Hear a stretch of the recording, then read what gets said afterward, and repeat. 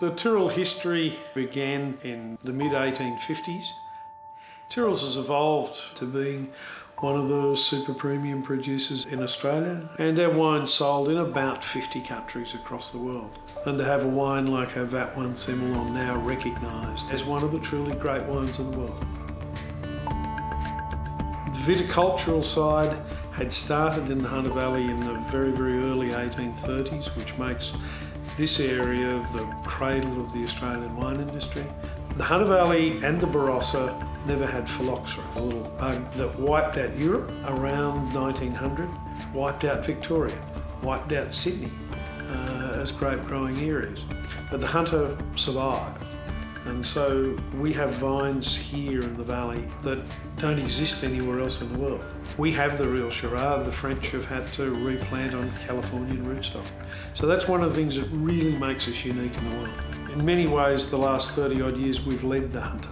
Here we have the history and the legacy, which is an advantage that many other wineries don't have. These beautiful old vineyards give us a great advantage. And from a winemaking point of view, as a winemaker, I've got access to some of the best fruit in not only Australia, but the world. Our style of viticulture is very much clean cultivation.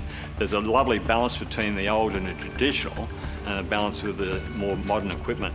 Wines of provenance has been something we've had great success with, and really I think this is the most important award we can ever win, because this is about longevity. Any fool can make a trophy-winning wine, by luck.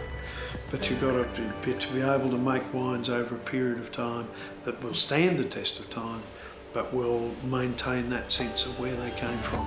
At Tyrrell's, we like to embrace the past, but we always have one eye to the future. For me, it's 90% in the vineyard, it's 10% in the cellar.